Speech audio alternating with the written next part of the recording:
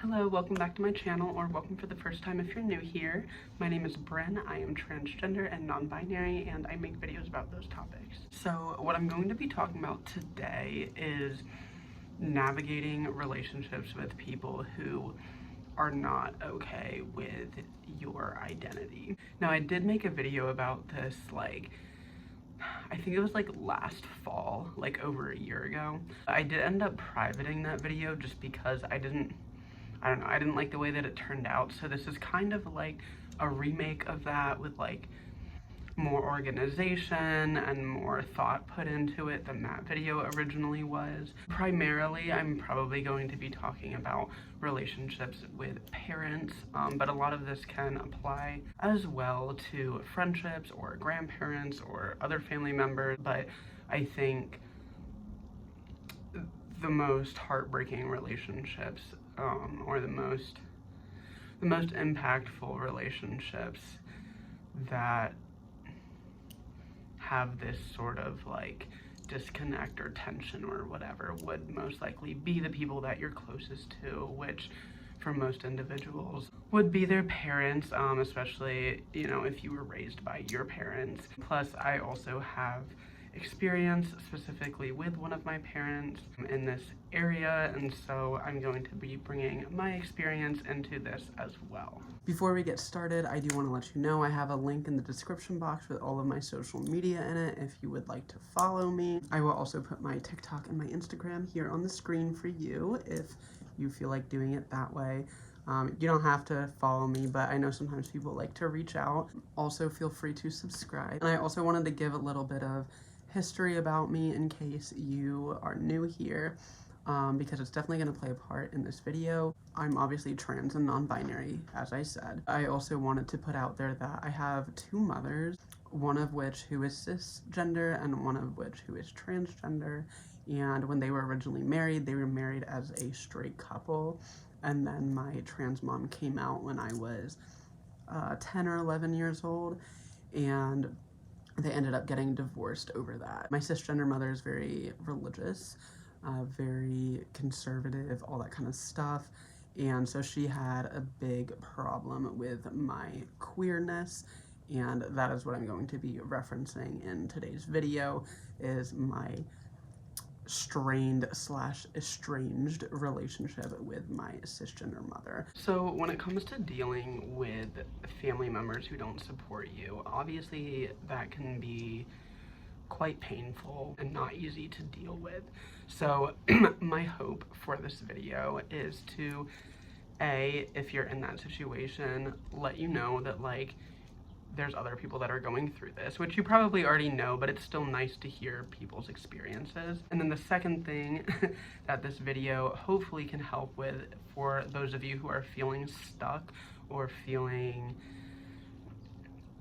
kind of just not really knowing which way is up, or whatever, just feeling a little lost or hurt or confused or whatever, I'm hoping to kind of lay things out in an organizational and analytical way, because I do truly believe that the more knowledge or the more perspectives that somebody can have on something, it can be very beneficial to understanding something, obviously. And the more we understand something, the less personally we take negative things. So to start off, I feel for you if you're going through this or you've been through this. It fucking sucks.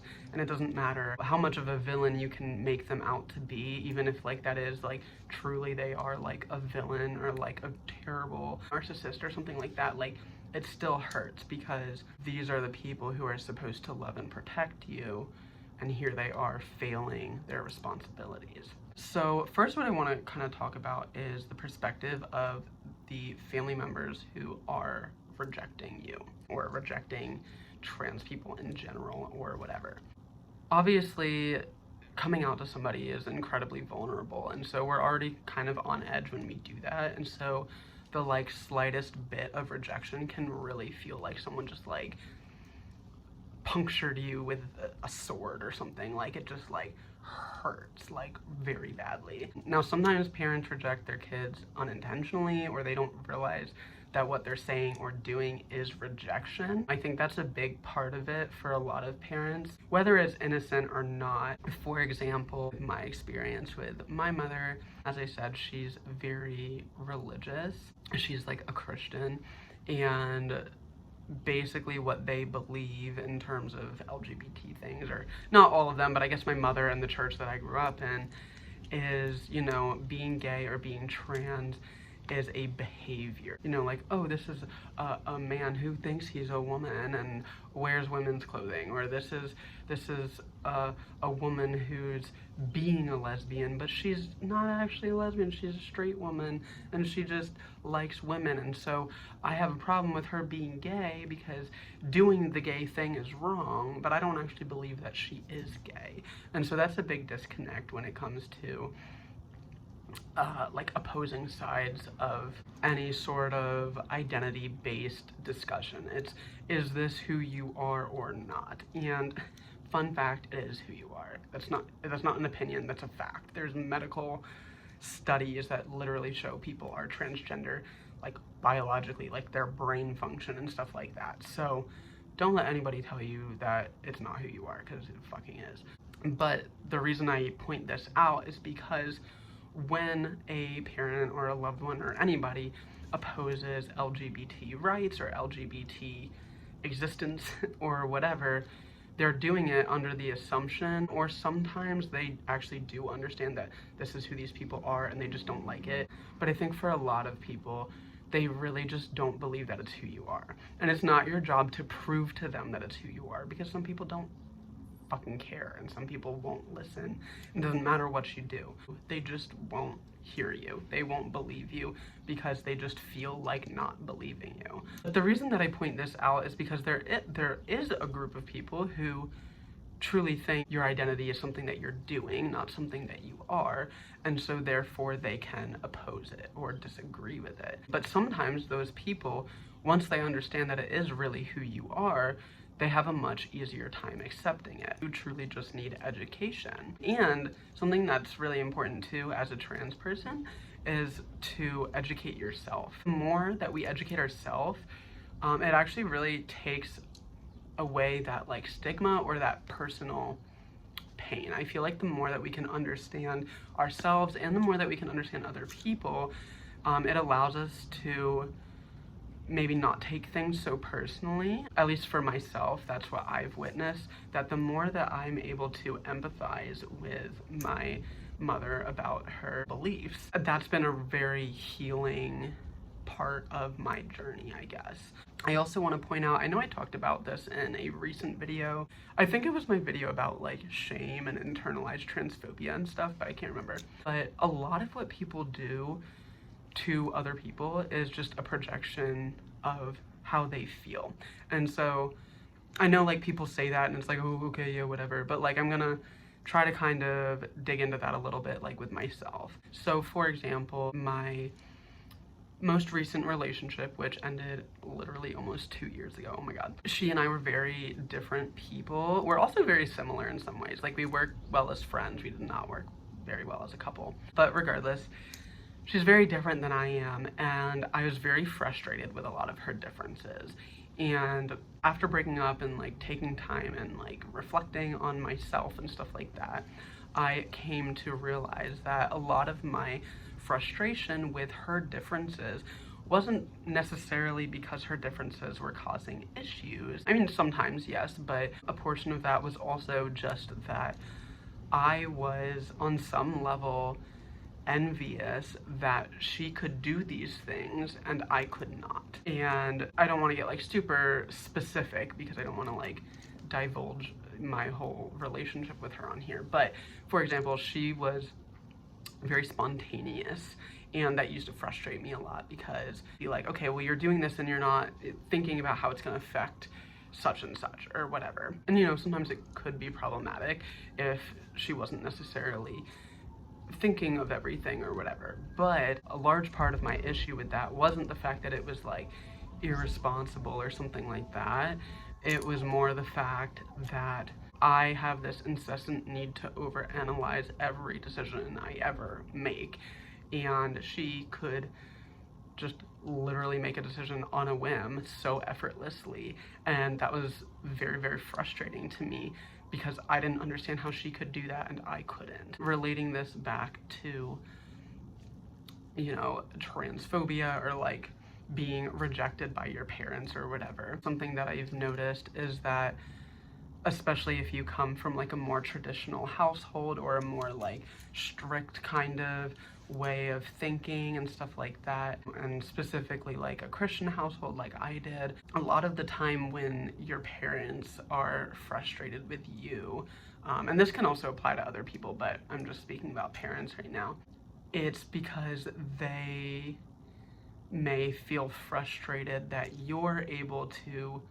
live freely when they were not. So basically what I mean by that is, if your parent felt like they had to subscribe to traditional roles, whether that's about gender or not, but just in general, they felt the need to conform in order to receive love or acceptance by their parents. If they see you stepping out of traditional roles and traditional life and doing something outside of the box, and they can accept that you're allowed to do it, that it's okay when my child comes out as transgender because that's who they are. They would have to admit that they didn't have to conform and that they would still be worthy of love.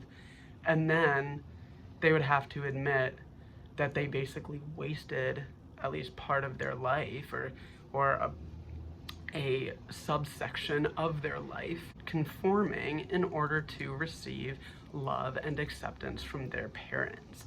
And a lot of people aren't willing to face that, because if you're my age, I'm 26, so most of our parents would be at least in our 50s. Like, if they then say, oh, well, it's okay for my kid to be trans, but I felt like I could never wear what I wanted to wear, you know, I didn't want to dress like this. I like alternative. I wanted to have tattoos and whatever, or something. Like, it doesn't have to be gender related, but in whatever way, shape, or form they chose to conform when they didn't want to. If they allow you to not conform, then they have to acknowledge that they let themselves down. They disappointed themselves, and that they could have done what they wanted to do and still be just as worthy of love. And so a lot of the time it comes across to us, you know, our parents are saying, you're not worthy of love because you're not doing what I wish you would do, or you are not who I wish you were. But it's truly that they have a hard time confronting their own shortcomings and their own failures in themselves. And that's not necessarily always the case, and even if it is the case, it's not necessarily all of it. You know, there's a lot of different distinctions and a lot of different influences into why people believe the things that they believe or act the way that they act or whatever. But I wanted to put that out there because that's something that took me a long time to realize, and it's something that I realized with my own mother, my cisgender mother, because she was very different around her parents than she was around our family. She had a level of freedom with us that she didn't feel comfortable expressing in front of her parents. Not in terms of like gender roles necessarily, but she was a lot more open-minded until she met her husband. She was a lot more open-minded and like well-rounded and stuff like that, and not like incredibly open-minded. Like, things were still difficult for her, but she was at least willing to like address them or like try to deal with them on some level. But regardless, I realized that it felt very threatening for her to see me not conform to what she wanted. I mean, maybe on some level it was just like controlling, because she does tend to like to control things. Not even in a malicious way, but she's very like particular about things, which is fine. But I think at least a large portion of it, maybe not all of it, but a decent sized portion, is that it was threatening to see somebody challenge all the things that she never felt like she had the strength to challenge, and she didn't want to deal with it. So I do want to just put that out there for those of you who feel like it's your fault that your parents don't accept you, because it's literally not. And most of the time it's their own internalized bullshit that they don't know how to deal with, and then they take it out on you for reflecting that back to them. Now, something that I do want to discuss is communication and expectations of people. So obviously communication can be really, really difficult. If you're just not good at it, you weren't raised in a household that taught you how to communicate, or in fact taught you the opposite, to just suppress the things that you don't like. Or even if you know how to say words, it can be difficult to even identify what you're feeling. And maybe once you know what you're feeling, you can communicate that well, but you have trouble understanding what you're feeling because you just feel overwhelmed, or you just feel angry, or like whatever the case, and you have a hard time getting to the bottom of it. Those things can be very, very difficult. I don't have a whole lot of like advice on identifying feelings. I would say a safe bet, if you're able to, would be to get a therapist. I'm not a therapist, I'm just like a 26-year-old trans person with life experience, I guess. And I do consider myself to be pretty like objective and try to be very like, I don't know, in perspective, like thinking of a lot of different perspectives. But at the end of the day, I was not trained, I was not taught like the ins and outs of human psychology, and my knowledge comes from my own experiences and the experiences of people that have told me things, whereas psychologists learn obviously all throughout school, and also probably have many other clients who deal with similar things. So my knowledge is limited. I would definitely recommend a therapist if you're feeling stuck on how to communicate or how to identify how you're feeling. And even if, obviously this depends on the relationship, but there's a chance that you could even bring this person with you to therapy to try to communicate if you weren't really sure how. I know that's not necessarily applicable to a lot of people, depending on where these people stand in regards to you being trans and if they want to work on it, because sometimes there's a disconnect where you have opposing views, but you're both trying to kind of figure out how to make it work. And other times you have opposing views and then you have somebody who's just super stubborn and is like, fuck that, I'm not listening to a word you say because I think it's crazy, and like they don't really care about compromise or understanding or anything like that. So obviously it depends, but that is an option. I know not everybody has those resources to get therapy. If you do and you feel like you need it, I definitely recommend that. Communication and expectation be very difficult. Even if you do know how to identify your feelings and you know how to say the words to convey that, it can still be very difficult to communicate for a few reasons. First off, communication inherently is vulnerable. It is expressing something that is personal to you. And so you are opening up the door to be rejected. And if you've already been rejected, or you have a high feeling that you will get rejected, you are less likely to communicate. People tend to communicate when they feel safe. And so if you don't feel like you're safe from that other person, the only reason you're going to communicate is because you feel safe from yourself. But sometimes you don't feel safe by yourself because you never learned how to do that, because you were relying on your parent or your grandparent, and now they failed you, and now you just don't feel safe, so you don't know how to communicate, and it fucking sucks.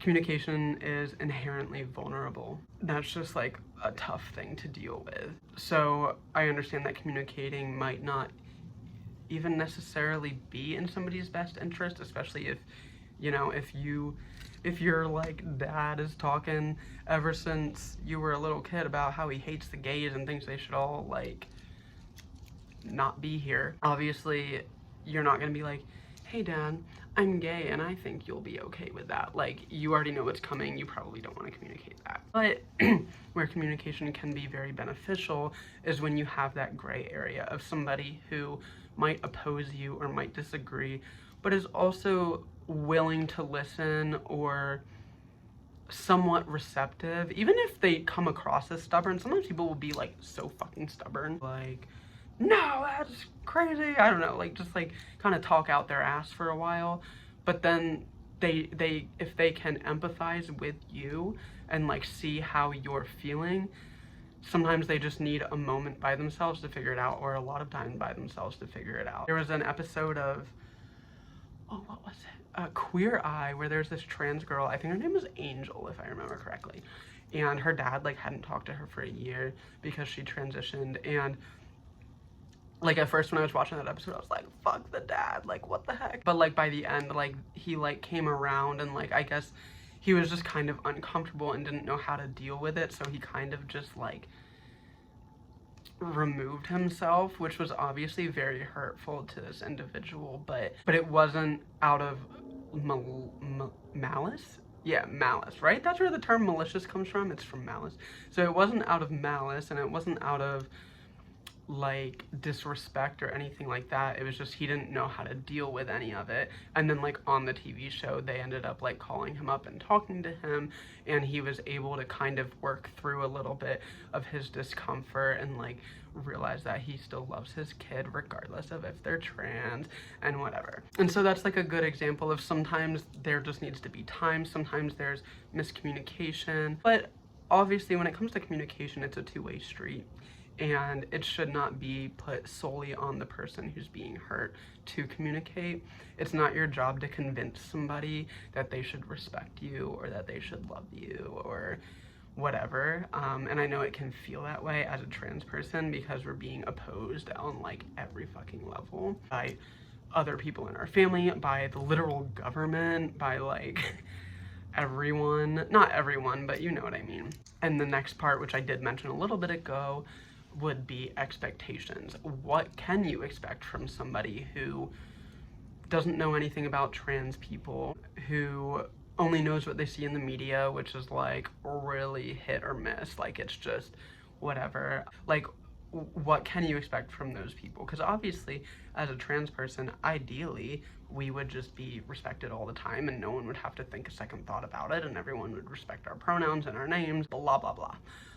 But that's not necessarily realistic, and it can definitely be challenging to know what is realistic, especially if you don't know the other person's perspective, not just on, like, whether they think it's right or wrong to be trans, but just their perspective of, like if they're being stubborn and you don't know, are they being stubborn because they're just gonna be stubborn forever, or are they being stubborn because in the moment they're feeling frustrated and they just need some time? So expectations are obviously something that would change from person to person, but it's definitely something to think about. Like, what things can you deal with as a trans person? What things are off limits? So in terms of, like, almost like your own boundaries, then you can kind of start to understand or determine what your expectations are. They kind of go hand in hand. So for example, for myself, being dead named and being misgendered is incredibly dysphoric and incredibly painful. And I think probably most trans people would relate to that experience, but maybe not necessarily everyone. But the reason that I say this is because my cisgender mother, who I don't talk to, came to the decision that she wasn't going to respect my name and she wasn't going to respect my pronouns. And that was literally the worst day of my life. But that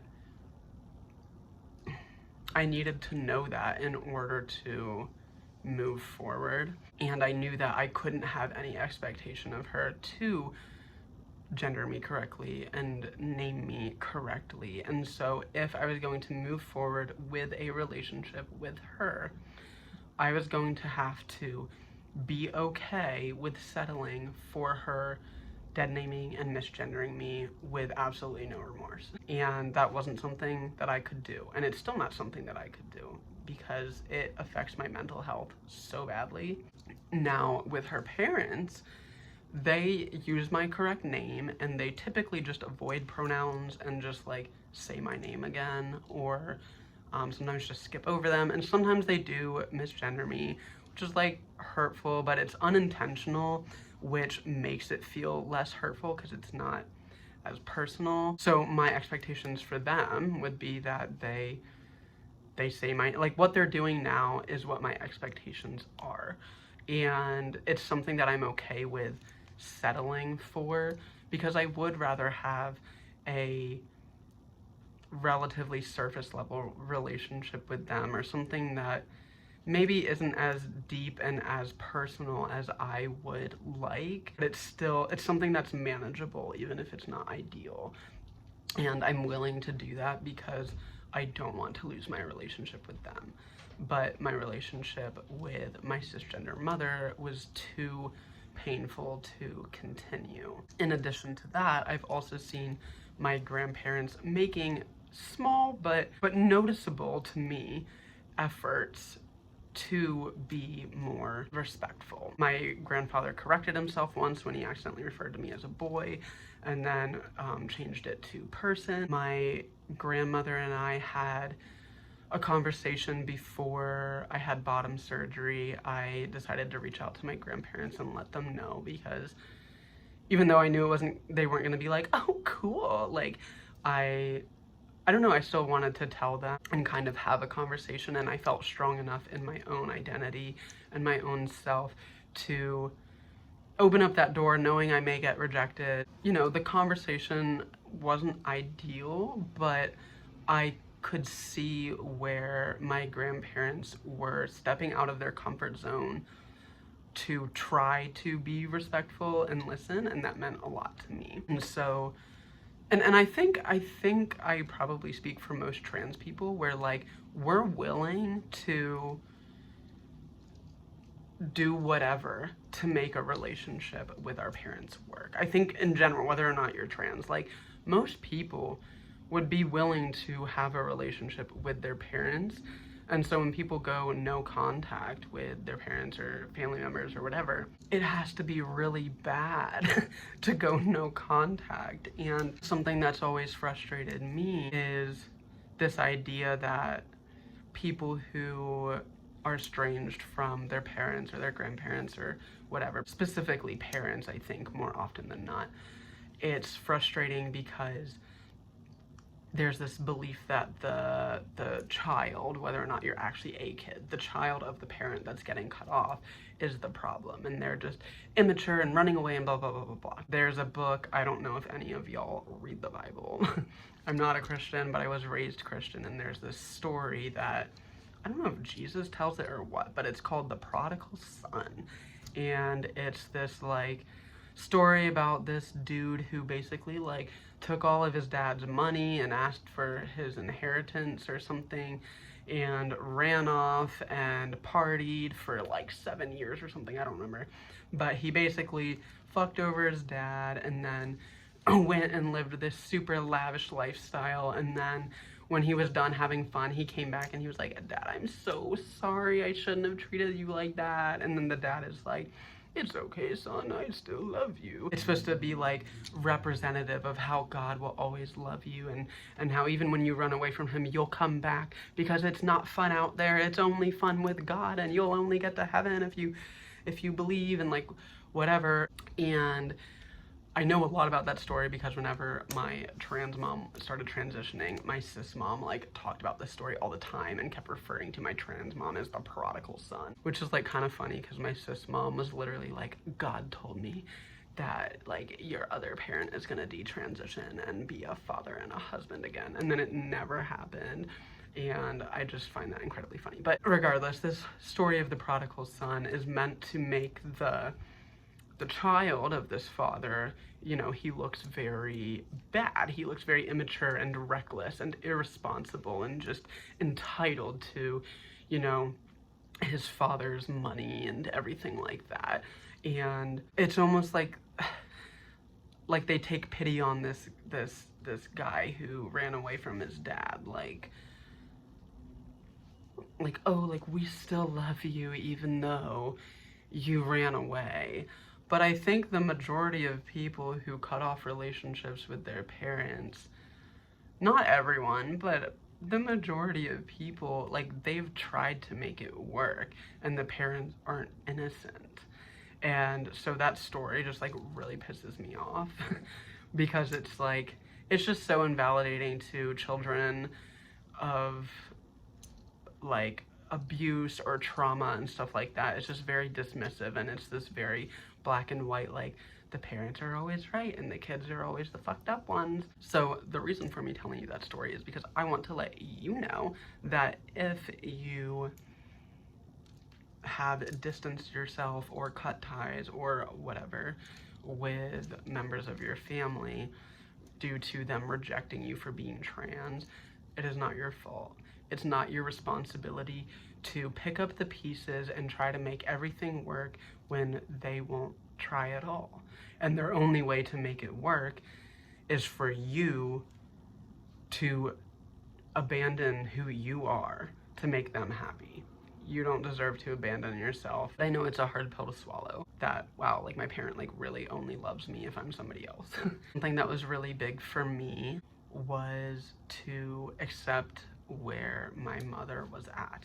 So what I mean by that is I was very frustrated at this fabrication of, and I still am, of this person that I am not.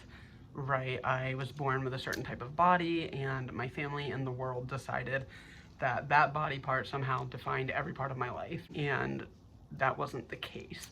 And so I was very frustrated because people still hold on to that identity that should have never been placed upon me in the first place and use that to define me and say, no, I only love this character, I can't love you unless you're playing this part. Something that I realized was that I had to accept where my mother was at and who she is. And she was homophobic, transphobic, stubborn, conservative, and was not willing to change. And I kept placing an identity on her for who I wanted her to be. And in the long run, that hurt me probably more than it hurt her. But once I was able to really accept who she is and what she stands for, I was able to start moving forward. When you're consistently in a place where you're being hurt by somebody, you cannot heal. Like, that's not how it works. Like, have you ever heard like somebody who's in like an abusive relationship or something just be like, oh yeah, like I'm all better now because I like figured it out, but they just stay in the abusive relationship? Like, that's not really how it works.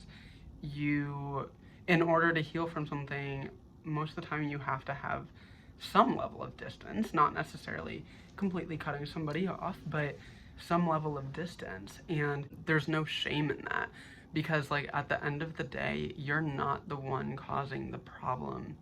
You are simply being yourself, and other people are telling you that you are the problem because they want you to just be who they want you to be. But there's nothing inherently wrong with who you are. And while obviously, yes, there's negative repercussions to being who you are, that doesn't mean that being who you are is the inherent problem. And any parent who will not love their kid, their transgender and or gay, bisexual, lesbian, pansexual child, and by that I mean love the fact that they are trans and or gay, whatever. If they cannot look at you and say, you are trans, you are gay, and I love you, then there's really nothing you can do. They can't love you if they don't see you. If they only love a fabrication of who you are or a portion of who you are, that's not unconditional love. That's not love at all. That's just bullshit. So whenever you're dealing with, family members or parents, whatever, who don't agree with your transition, and you're trying to figure out, well, should I cut them off? Should I try harder? Should I take distance? Like, whatever it is. You want to look at the past. Okay, I've been trying for 6 years to tell them that this is who I am, and they still won't listen. Most likely, if they haven't done it in 6 fucking years, they're not gonna magically wake up tomorrow and be like, oh my god, my kid really is gay. Like, no, that's just a belief that they hold. And if your existence wasn't enough to challenge them, then most likely there is not going to be anything that's enough to challenge them. So you want to look at history. How long has this been going on?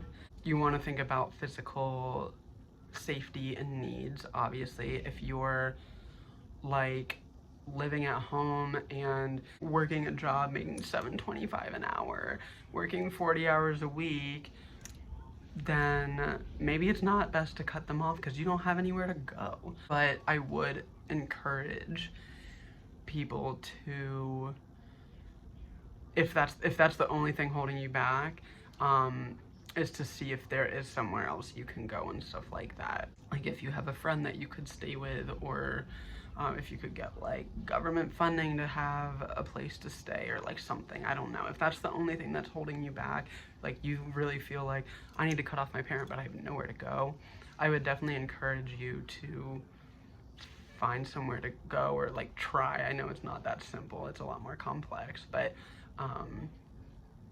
don't let that hold you back if there's another way. Another thing to keep in mind is mental health.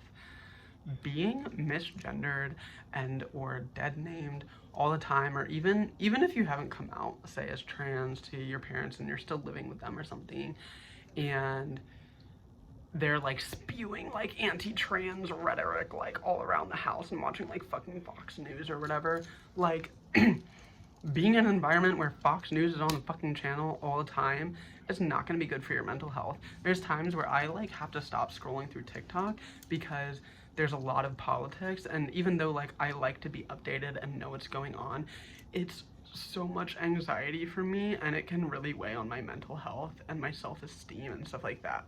So there's nothing wrong with creating boundaries if you need to. Obviously, boundaries are a good thing, even though the people that get mad about them will tell you that it's not, or that you're being disrespectful or whatever. But the only people that get mad about boundaries, I read this somewhere on like Facebook or something, but the only people who get mad about boundaries are the people who benefited from you not having any. So if somebody gets mad because you put up a boundary, that says a lot about them and how they feel like they have authority over you. And like theoretically, I guess parents do have some level of authority, especially if they're the ones like paying the bills or whatever, but it's usually they think they have a lot more authority than they should. Next thing to think about as well is a support system. A support system is fucking huge. And I know it's not necessarily easy to get a support system. I would say it's easier probably now than it was in the past just because of social media. But a support system is so important. When I found out that I had bipolar disorder and I was manic and had to go to the hospital and like it was like this whole thing and my brain was just like super fucked up, I had posted about it on Facebook because I was like really struggling and I needed like advice and help and whatever. Someone I knew who also has bipolar had invited me to like a bipolar support group on Facebook, and that was really big and really important and really helped me gain security in myself while still struggling with something that has a negative impact. I'm also part of different like trans support groups on Facebook and stuff like that. And in addition to that, I have the most amazing friends in the fucking world. I will rave about them all day. They're like family to me. And like I genuinely mean that. And they've been so good for my mental health. And so a support group can really help with these things. A support system is so important, and if you're able to find a support system or even develop the friendships and relationships that you already have, whether or not you need to live with them because you got kicked out, or like whether you physically need them in some sort of capacity, like emotionally having people to rely on and fall back on is huge. So I definitely say try to get a support system if you don't already have one. Even your therapist, if you have a therapist or if you get a therapist, can be a type of support system. It doesn't have to be people that you hang out with and talk to all the time, but just people who lift you up and can help you when you're struggling. So the last thing that I want to say before I go is that each and every one of you deserves love and support, and to have your pronouns and your name respected, and to have your identity respected, and to have support, and to have people to fall back on. And it's unfortunate that as trans people, that's something that is hugely lacking in our community. Not like from our community. I think our community is very good at building each other up. I personally think, maybe not in every way, but I think the trans community is very good at showing up for each other when our cisgender counterparts or whatever aren't showing up for us. I think it's obviously rather unfortunate that a lot of us are let down and disappointed by our cisgender families and friends and societies and communities. So I just want to remind you that if you are struggling with, you know, low self-esteem, depression, anxiety, trauma, abuse, whatever it is, from people who aren't supporting your identity, you don't deserve to feel that way. Even if you do feel like you deserve to feel that way, you don't deserve to feel that way, and you're not any less human than cisgender people. The media really makes trans people out to be these like evil, malicious, like monsters, and that can definitely weigh on people. So I just want to remind you that the media's portrayal of us is not rooted in fact. It is not rooted in truth. It is not rooted in anything but transphobia and other people's discomfort with our expressions of ourselves. So with that, I will leave you to it. Thank you for listening. I hope this helped in some way, whether that be you feel less alone because someone is talking about this kind of stuff, or if I was able to help reframe some of your perspective in a way that would be beneficial to your well-being. Regardless of how it helped you, I hope that it helped you. I appreciate all of you watching my videos, listening to my videos, and supporting me. Making these videos is part of my support system, like truthfully. I don't always reply to comments right away, but I usually do read them right away, or at least like pretty soon after they're posted. And minus like the random few like rude comments that I've gotten, they always, I don't know, y'all really do support me, and it means a lot to hear from you and know that you support me. So I just wanted to put that out there, that like this, me speaking to a camera and then posting it to YouTube, like this isn't just me giving you stuff. This is like all of you, or a lot of you, also giving me stuff. It's like a shared experience, which is like really huge for me. So I just want to say thank you for that. As always, if you made it to the end, let me know, because I love to hear. And I hope you all have a wonderful day.